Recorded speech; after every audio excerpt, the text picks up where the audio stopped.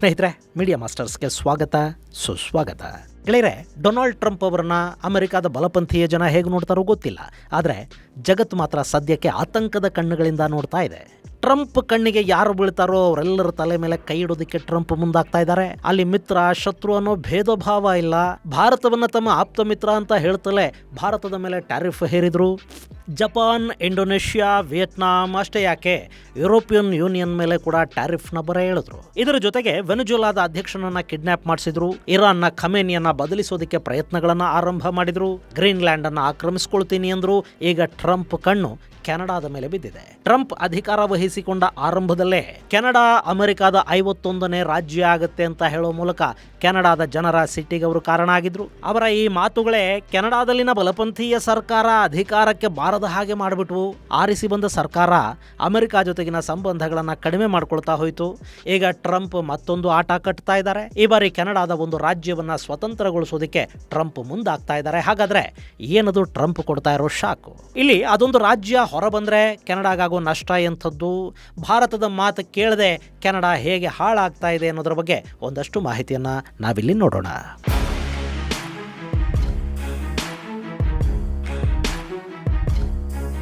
ಗೆಳೆಯರೆ, ಕೆನಡಾ ಈ ಜಗತ್ತಿನ 2ನೇ ಅತಿ ದೊಡ್ಡ ದೇಶ. ಉತ್ತರ ಅಮೆರಿಕ ಖಂಡದಲ್ಲಿರೋ ಈ ದೇಶದಲ್ಲಿ 10 ರಾಜ್ಯಗಳು ಹಾಗೂ 3 ಟೆರಿಟರಿಗಳಿವೆ.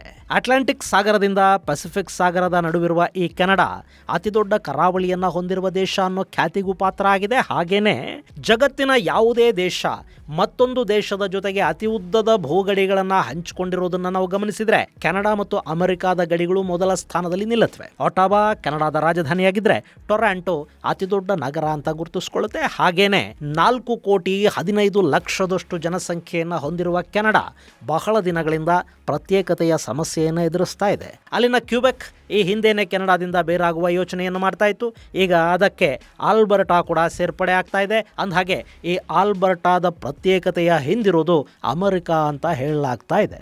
ಗೆಳೆಯರೆ, ಈ ಕೆನಡಾ ಇದೆ ನೋಡಿ, ಇದು ಪ್ರತ್ಯೇಕತೆಯನ್ನ ಹಿಂದಿನಿಂದಲೂ ಬೆಂಬಲಿಸ್ತಾ ಬಂದಿರೋ ದೇಶ. ವಾಕ್ ಸ್ವಾತಂತ್ರ್ಯ, ಅಭಿವ್ಯಕ್ತಿ ಸ್ವಾತಂತ್ರ್ಯಗಳ ಹೆಸರಲ್ಲಿ ಜಗತ್ತಿನ ನಾನಾ ದೇಶಗಳ ಪ್ರತ್ಯೇಕತಾವಾದಿಗಳಿಗೆ ಆಶ್ರಯ ಕೊಡ್ತಾ ಪ್ರತ್ಯೇಕತಾವಾದವನ್ನ ಬೆಂಬಲಿಸ್ತಾ ಬಂದ ದೊಡ್ಡ ಇತಿಹಾಸ ಕೆನಡಾಗಿದೆ. ನಮ್ಮಲ್ಲಿ ಪಂಜಾಬನ್ನು ಒಡೆದು ಖಲಿಸ್ತಾನ ಮಾಡಬೇಕು ಅಂತ ಪ್ರಯತ್ನಗಳು ಶುರುವಾದವಲ್ಲ, ಆಗ ಆ ಖಲಿಸ್ತಾನಿ ಪ್ರತ್ಯೇಕತಾವಾದಿಗಳಿಗೆ ನೆರವನ್ನು ಕೊಟ್ಟಿದ್ದು ಇದೇ ಕೆನಡಾ. ಖಲಿಸ್ತಾನಿಗಳು ಕೆನಡಾಗೆ ಹೋದರು, ಅವರಿಗಲ್ಲಿ ಆಶ್ರಯ ಸಿಕ್ತು.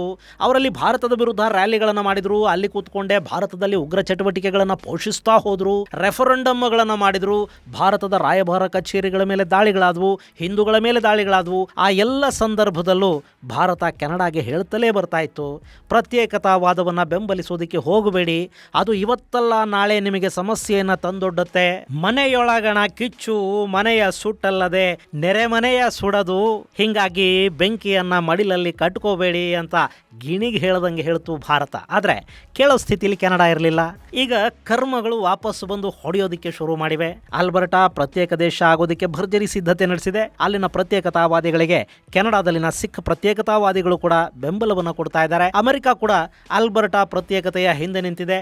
ನಾಳೆ ಆಲ್ಬರ್ಟಾ ಬೇರೆ ಆದರೆ ಕ್ಯೂಬೆಕ್ ಅಂದರೆ ನೀವಿಲ್ಲಿ ಮ್ಯಾಪಲ್ಲಿ ನೋಡ್ತಾ ಇದ್ದೀರಲ್ಲ, ಈ ಪ್ರಾಂತ್ಯ ತಾನು ಕೂಡ ಪ್ರತ್ಯೇಕಗೊಳ್ಳೋದಕ್ಕೆ ಪ್ರಯತ್ನಗಳನ್ನು ತೀವ್ರಗೊಳಿಸುತ್ತೆ.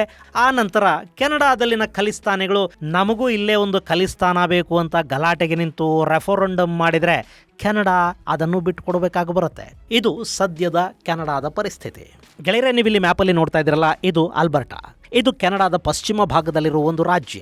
ಇದು ಬ್ರಿಟಿಷ್ ಕೊಲಂಬಿಯಾ, ಸಸ್ಕಾಚೆವನ್, ನಾರ್ತ್ ವೆಸ್ಟ್ ಟೆರಿಟರಿಗಳನ್ನ ಗಡಿಗಳನ್ನಾಗಿ ಹೊಂದಿದೆ. ದಕ್ಷಿಣದಲ್ಲಿ ಅಮೆರಿಕ ಜೊತೆ ಗಡಿಯನ್ನ ಹಂಚಿಕೊಳ್ಳುತ್ತೆ.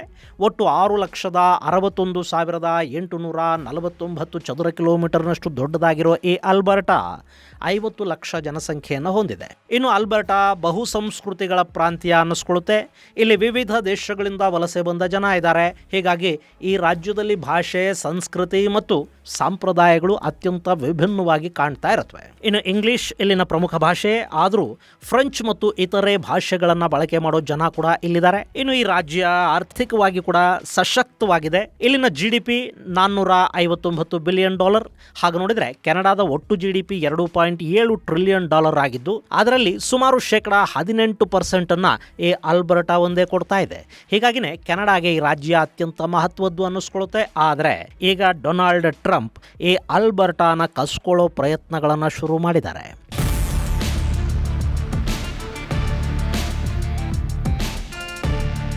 ಗೆಳೆಯರೆ, ಇಲ್ಲಿ ಟ್ರಂಪ್ ಆಸೆಯ ಕಣ್ಣುಗಳು ಆಲ್ಬರ್ಟಾದ ಮೇಲೆ ಬೀಳೋದಕ್ಕೆ ಕಾರಣ ಆಗ್ತಾ ಇರೋದು ಆ ಭಾಗದಲ್ಲಿನ ಅಪಾರ ಪ್ರಮಾಣದ ತೈಲ ಸಂಪನ್ಮೂಲ. ಸಾಮಾನ್ಯವಾಗಿ ಯಾವುದೇ ಒಂದು ದೇಶಕ್ಕೆ ಅತಿ ಹೆಚ್ಚು ಆದಾಯವನ್ನು ತಂದುಕೊಡೋ ರಾಜ್ಯಗಳಿರುತ್ತವೆ ನೋಡಿ, ಆ ರಾಜ್ಯಗಳ ಜನಕ್ಕೆ ಒಂದು ಸಣ್ಣ ಅಸಮಾಧಾನ ಇದ್ದೇ ಇರುತ್ತೆ. ನಾವು ಸಾಕಷ್ಟು ಆದಾಯವನ್ನು ತಂದು ಕೊಡ್ತಾ ಇದ್ದೀವಿ, ಆದರೆ ಆಡಳಿತ ನಮಗೆ ಕೊಡಬೇಕಾದಷ್ಟು ಪ್ರಾಧಾನ್ಯತೆಯನ್ನು ಕೊಡ್ತಾ ಇಲ್ಲ, ನಮ್ಮ ಹಕ್ಕುಗಳು ನಮಗೆ ಸಿಗ್ತಾ ಇಲ್ಲ, ರಾಜಕೀಯ ಅಧಿಕಾರ ನಮ್ಮ ಕೈಯಲ್ಲಿಲ್ಲ, ಅದನ್ನು ಬೇರೆ ಯಾರು ಅನುಭವಿಸ್ತಾ ಇದ್ದಾರೆ, ನಮ್ಮ ಸಂಪತ್ತನ್ನ ದೇಶ ಮತ್ಯಾವುದೋ ರಾಜ್ಯಕ್ಕೆ ಹಂಚುತ್ತಾ ಇದೆ. ಈ ಥರದ ಅಸಮಾಧಾನಗಳು ಎಲ್ಲ ದೇಶಗಳ ಸಾಕಷ್ಟು ರಾಜ್ಯಗಳಲ್ಲಿರುತ್ತವೆ. ಅದೇ ಥರ ಆಲ್ಬರ್ಟಾಗೆ ಕೂಡ ಕೆನಡಾ ಸರ್ಕಾರದ ಬಗ್ಗೆ ಒಂದಷ್ಟು ಅಸಮಾಧಾನಗಳಿವೆ. ನಮ್ಮ ಅಭಿವೃದ್ಧಿ ಆಗ್ತಾ ಇಲ್ಲ, ನಮಗೆ ಸಿಗಬೇಕಾದ ಪ್ರಾಮುಖ್ಯತೆ ಸಿಗ್ತಾ ಇಲ್ಲ, ಕೆನಡಾದ ಆಡಳಿತ ಅಧಿಕಾರ ಎಲ್ಲ ಒಟಾವಾ ಸೆಂಟ್ರಿಕ್ ಆಗಿದೆ ಅನ್ನೋದು ಆಲ್ಬರ್ಟಾ ಸೇರಿದ ಹಾಗೆ ಪಶ್ಚಿಮದ ಸಾಕಷ್ಟು ರಾಜ್ಯಗಳ ಬೇಸರಕ್ಕೆ ಕಾರಣ ಆಗ್ತಾ ಇದೆ. ಇನ್ನು ಈ ಆಲ್ಬರ್ಟಾ ಪ್ರತ್ಯೇಕ ರಾಷ್ಟ್ರದ ಬೇಡಿಕೆಗೆ ದಶಕಗಳ ಇತಿಹಾಸ ಕೂಡ ಇದೆ. 1930ರ ಸುಮಾರಲ್ಲಿ ಆಲ್ಬರ್ಟಾದಲ್ಲಿ ಪ್ರತ್ಯೇಕತಾವಾದ ಶುರುವಾಯಿತು. ಅವತ್ತಿಗಲ್ಲಿನ ಸೋಷಿಯಲ್ ಕ್ರೆಡಿಟ್ ಪಾರ್ಟಿ ಪ್ರತ್ಯೇಕ ರಾಷ್ಟ್ರದ ಕೂಗನ್ನೆಬ್ಬಿಸಿತು. ಆ ಬಳಿಕ 2ನೇ ಮಹಾಯುದ್ಧ ಶುರುವಾದ ಕಾರಣದಿಂದ ಅಲ್ಲಿ ಪ್ರತ್ಯೇಕತಾವಾದ ಸ್ವಲ್ಪ ಮಟ್ಟಿಗೆ ತಣ್ಣಗಾಯಿತು.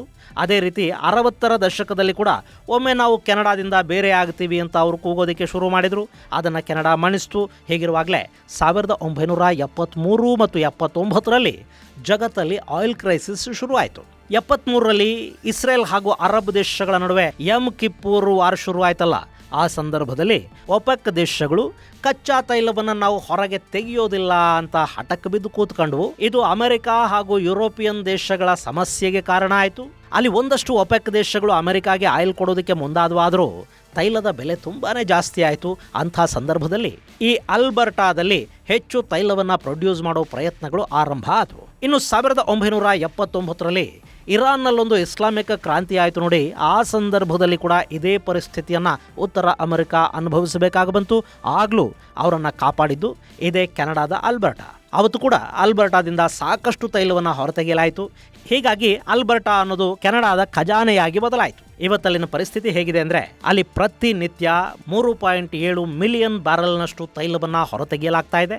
ಹೀಗಾಗಿ ಇವತ್ತಿಗೂ ಕೆನಡಾದ ಆರ್ಥಿಕತೆಯ ಬೆನ್ನೆಲುಬಾಗಿ ಆಲ್ಬರ್ಟಾ ಕಾಣಿಸ್ಕೊಳ್ತಾ ಇದೆ. ಇಷ್ಟಾದರೂ ಅಧಿಕಾರ ಅನ್ನೋದು ಸರಿಯಾಗಿ ಹಂಚಿಕೆ ಆಗ್ತಾ ಇಲ್ಲ ಅನ್ನೋ ಆರೋಪಗಳು ಅಲ್ಲಿವೆ. ಹೀಗಾಗಿ ಆಲ್ಬರ್ಟಾ ಈಗ ಮತ್ತೆ ಪ್ರತ್ಯೇಕತಾವಾದವನ್ನು ಬೆಂಬಲಿಸೋದಕ್ಕೆ ಶುರು ಮಾಡಿದೆ. 2026ರ ಜನವರಿಯಲ್ಲಿ ರಿಸರ್ಚ್ ಕಂಪನಿ ಅನ್ನೋ ಸಂಸ್ಥೆಯೊಂದು ಆಲ್ಬರ್ಟಾದಲ್ಲಿ ಆನ್ಲೈನ್ ಮೂಲಕ ಒಂದು ಸರ್ವೆ ಮಾಡಿತು. ಅದರಲ್ಲಿ ಸುಮಾರು 62%ನಷ್ಟು ಜನ ಆಲ್ಬರ್ಟಾ ಕೆನಡಾದಲ್ಲೇ ಉಳಿಬೇಕು ಅಂತ ಹೇಳಿದರೆ 31%ನಷ್ಟು ಮಂದಿ ನಾವು ಇಲ್ಲಿಂದ ಪ್ರತ್ಯೇಕಗೊಳ್ಳಬೇಕು ಅನ್ನೋ ಅಭಿಪ್ರಾಯವನ್ನು ವ್ಯಕ್ತಪಡಿಸಿದ್ರು. ಆದರೆ ಇದೇ ಥರದ ಸರ್ವೆ ಈ ಹಿಂದೆ ಅಂದರೆ ಅಲ್ಲಿ ಜಸ್ಟಿನ್ ಟ್ರೂಡೋ ಸರ್ಕಾರ ಇದ್ದಾಗ ಕೂಡ ಆಯಿತು. ಅವತ್ತಿನ ಸರ್ವೆಯಲ್ಲಿ 45% ಮಂದಿ ಪ್ರತ್ಯೇಕತೆಯನ್ನು ಬೆಂಬಲಿಸಿದ್ರು. ಕೆನಡಾದಿಂದ ನಾವು ಹೊರಗೆ ಹೋಗಬೇಕು ಅನ್ನೋ ಅಭಿಪ್ರಾಯವನ್ನು ವ್ಯಕ್ತಪಡಿಸಿದ್ರು. ಗೆಳೆಯರೆ, 25 ಹಾಗೂ 26ಕ್ಕೆ ಕಂಪೇರ್ ಮಾಡಿಕೊಂಡು ನೋಡಿದರೆ ಈಗ ಪ್ರತ್ಯೇಕತೆಯನ್ನು ಬೆಂಬಲಿಸ್ತಾ ಇರೋರ ಸಂಖ್ಯೆ ಅಲ್ಲಿ ಸ್ವಲ್ಪ ಮಟ್ಟಿಗೆ ಕಡಿಮೆ ಆದಂತೆ ಕಾಣ್ತಾ ಇದೆ. ಅದಕ್ಕೆ ಕಾರಣ ಕೆನಡಾದ ಹೊಸ ಸರ್ಕಾರದ ಮೇಲಿನ ಭರವಸೆಯೂ ಹೌದು. ಟ್ರಂಪ್ ಹುಚ್ಚಾಟಗಳನ್ನು ಕೆನಡಾದ ಜನರ ಜೊತೆ ಈ ಆಲ್ಬರ್ಟಾ ಜನ ಕೂಡ ಇಷ್ಟಪಡ್ತಾ ಇಲ್ಲ ಅನ್ನೋದು ಕೂಡ ಹೌದು. ಆದರೂ ಇಲ್ಲಿ ಸಾಕಷ್ಟು ಪ್ರತ್ಯೇಕತಾವಾದಿಗಳು ಹಾಗೇ ಇದ್ದಾರೆ. ಅವರಿಗೆ ಆರ್ಥಿಕ ನೆರವು ಸಿಕ್ಕರೆ ಅಲ್ಲೊಂದು ಅಭಿಪ್ರಾಯ ಮೂಡಿಸುವ ನೆರೆಟಿವ್ ವಾರ್ ಶುರುವಾದರೆ ಜನರ ಮನಸ್ಸನ್ನು ಬದಲಿಸೋದು, ಪ್ರತ್ಯೇಕ ಆಲ್ಬರ್ಟಾ ಕೇಳುವವರ ಸಂಖ್ಯೆಯನ್ನು ಹೆಚ್ಚು ಮಾಡೋದು ಕಷ್ಟ ಏನಾಗೋದಿಲ್ಲ. ಸೊ ನಮಗೆ ಆರ್ಥಿಕ ಸಹಾಯ ಮಾಡಿ, ನಾವು ಆಲ್ಬರ್ಟಾನ ಕೆನಡಾದಿಂದ ಹೊರಗೆ ತರ್ತೀವಿ ಅಂತ ಅಲ್ಲಿನ ಪ್ರತ್ಯೇಕತಾವಾದಿಗಳು ಅಮೆರಿಕಾದ ಜೊತೆ ಮಾತುಕತೆಗಳನ್ನು ಶುರು ಮಾಡಿದ್ದಾರೆ. $500 ಬಿಲಿಯನ್ ಬೇಡಿಕೆ ಇಟ್ಟಿದ್ದಾರೆ ಅನ್ನೋ ಸುದ್ದಿಗಳು ಬರ್ತಾ ಇವೆ. ಆಲ್ಬರ್ಟಾಗಾಗಿ $500 ಬಿಲಿಯನ್ ಅನ್ನೋದು ಅಮೆರಿಕಾಗೆ ದೊಡ್ಡದೇನಲ್ಲ. ಯಾಕೆಂದರೆ ಕೆನಡಾದಲ್ಲಿ ಉತ್ಪಾದನೆಯಾಗುವ ಪೆಟ್ರೋಲಿಯಂ ಪೈಕಿ 85% ಈ ಆಲ್ಬರ್ಟಾದಿಂದಲೇ ಬರುತ್ತೆ. ಅಲ್ಲಿ ಪ್ರತಿನಿತ್ಯ 3.7 ಮಿಲಿಯನ್ ಬ್ಯಾರಲ್ ತೈಲ ಹೊರತೆಗೆಯಲಾಗ್ತಾ ಇದೆ. ಹೀಗಾಗಿನೇ ಅಮೆರಿಕ ಇದನ್ನು ತನ್ನ 51ನೇ ರಾಜ್ಯವನ್ನಾಗಿ ಮಾಡ್ಕೊಳ್ಳೋದಕ್ಕೆ ಅತ್ಯುತ್ಸಾಹವನ್ನು ತೋರ್ತಾ ಇರೋದು.